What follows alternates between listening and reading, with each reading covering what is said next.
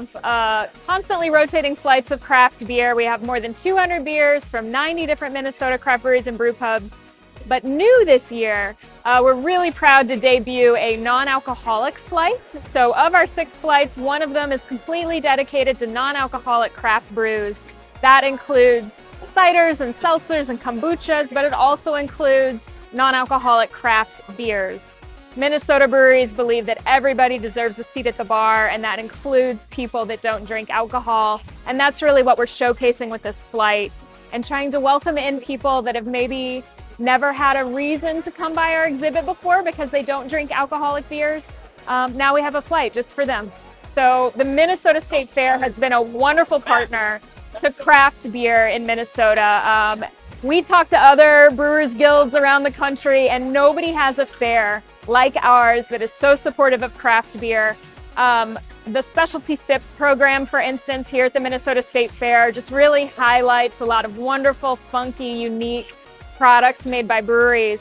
But then we also have our exhibit, which still highlights a lot of those wonderful, funky products, but it's a little easier for craft breweries and brew pubs to supply 1 or 2 kegs to us, which means at our exhibit, you're seeing a lot of smaller breweries, some of our more rural breweries throughout the state.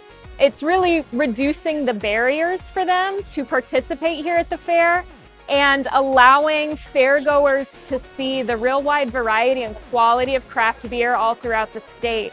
So to have your beer on tap at the fair, to have people discover you here at the fair is just such a highlight of the year for us as an organization and for our breweries.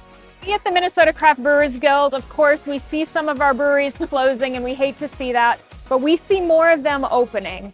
I think we're just seeing kind of a reshuffling or a maturing market in craft beer here in the state, where you're finding a lot more openings in smaller and mid-sized communities.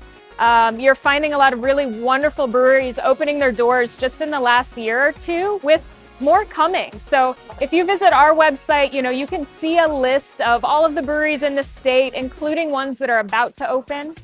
And we see that people still love their craft breweries. It's still a cornerstone of a lot of communities.